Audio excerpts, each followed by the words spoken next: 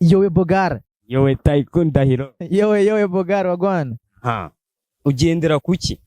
Kuba wabwiza umuhanzi cyangwa umuntu uri muri showbiz ukuri niyo kwamubabaza. Ugendera kuki bimungura iki?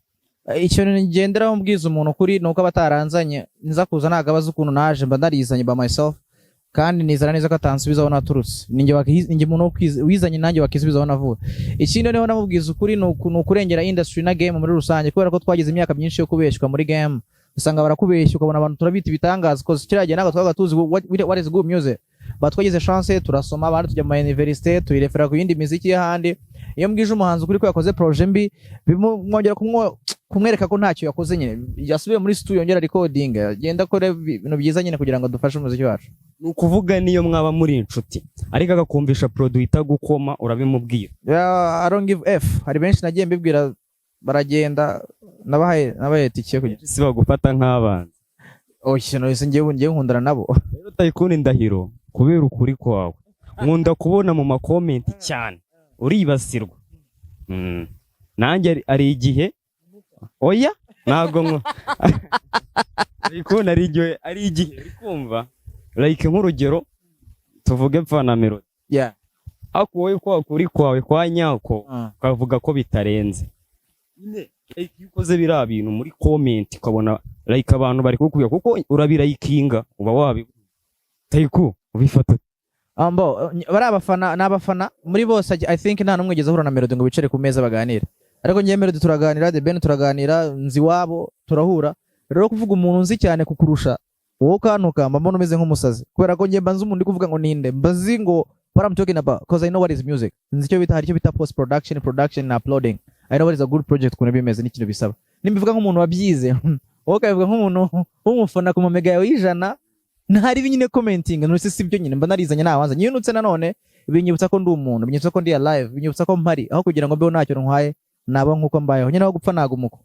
Icyo nkwemerera nuko nyine werekana positive ntago ari ngombwa ngo umuntu ngo ngari hejuru yabyishura bivuga nta muntu munini kukurusha buriya nta n'umuntu munini kundusha nta n'umuntu munini kundusha kurusha uri kutureba kuri style yo guhagarara nge ndi umuntu ntago nkunda like nawe ngende igitangaza nta muntu umeze nkanjye kuri iyi si niba Yago yicara niba Irene yicara kandi Mbarusha bari bose cyangwa se Philpeter koze ngende mwiza kubarusha Mbarusha ibintu byinshi kubera ko nta muntu wanzanye naho niho ngenda nta muntu ugeze nzana muri urabona kankwe agasinari kirana najya kuvuga ngo naguzirake nusi ndamuzi umubwira impamvu nta muntu wanzanye ngende umuntu utarafashwa akaboko n'umuntu wari we wese.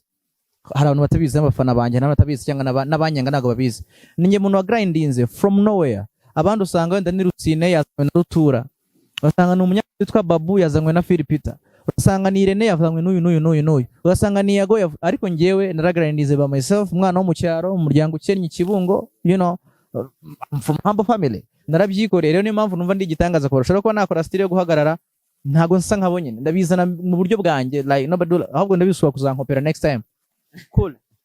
Yowe Bogar yowe gate gira ngo yowe Bogar yowe Taikun Ndahiro yowe Bogar wagwana.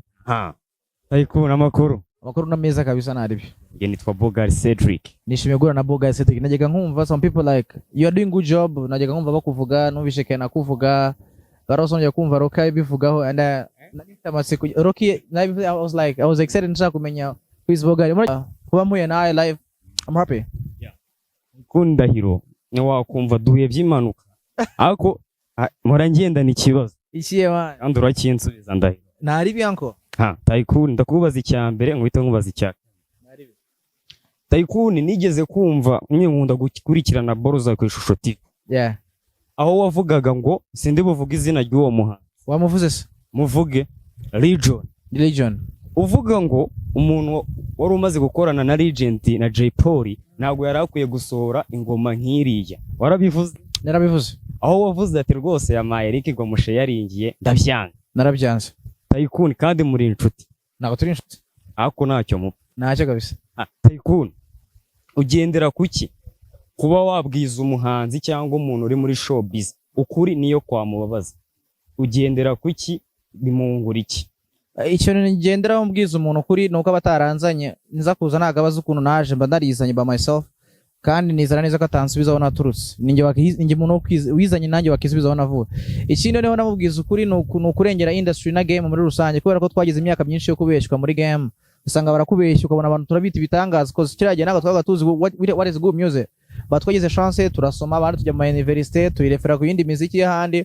Iyo mbwije umuhanzi ukuri ko yakoze projet mbi bimwongera kumwereka ko ntacyo yakoze nyine, yasubiye muri studio yongera recording, agenda akora ibintu byiza nyine kugira ngo dufashe umuziki wacu. Ni ukuvuga niyo mwaba muri inshuti ariko agakumvisha produit itagukoma urabimubwira. I don't give f. Hari benshi nagiye mbibwira baragenda nabaye tike kugira si bagufata nk'abana.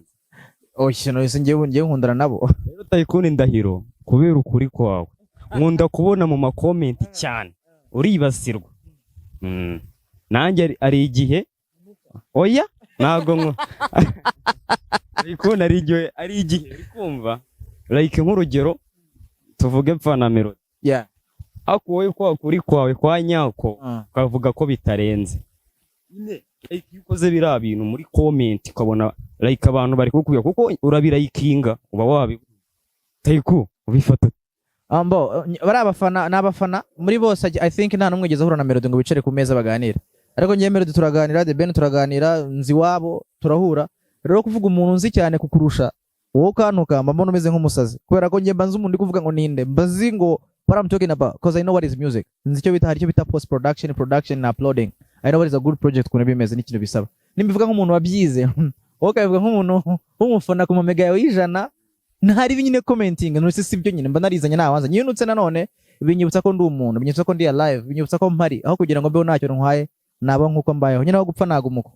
Cyo nkwemerera nuko nyine werekana positive naga ari ngombwa ngo umuntu ngo ngari hejuru yabyishura bivuga. Nta muntu munini kukurusha buriya, nta n'umuntu munini kundusha, nta n'umuntu munini kurusha uri kutureba, umuntu n'igitangaza ku giti. Aho bwibona ku bintu byiza turabisupportinga n'ibibi tukabivuga.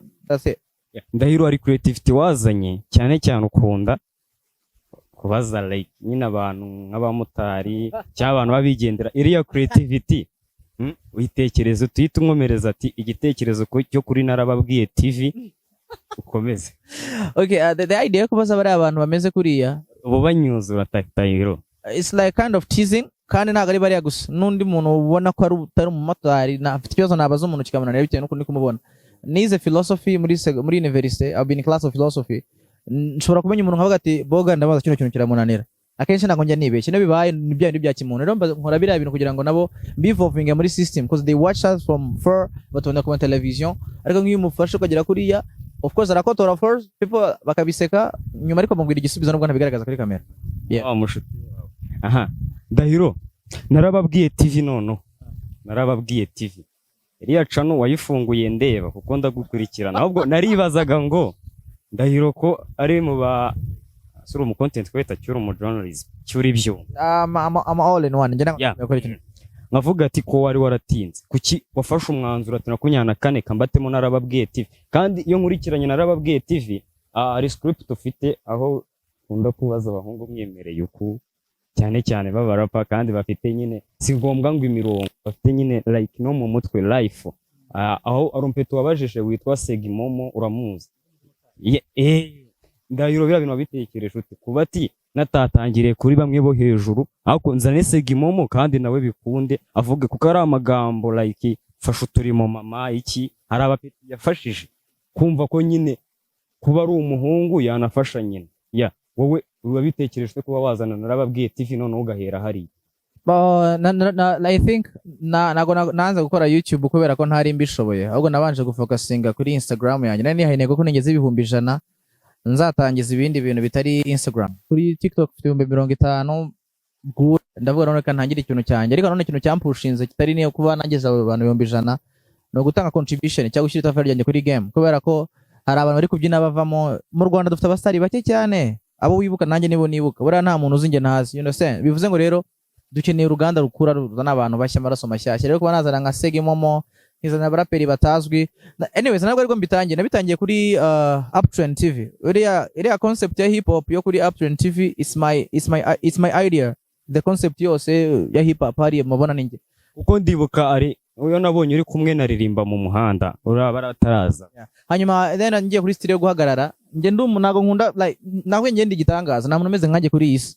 Niba Yago yicara, niba Irene yicara, kandi Mbarusha bari bose cyangwa se Philpeter, koze ngende mwiza kubarusha, Mbarusha ibintu byinshi kubera ko nta muntu wanzanye. Naho niho ngende nta muntu ugeze nzana muri urabona kankwe agasinari kirana najya kuvuga ngo naguziraki nusi ndamuzi.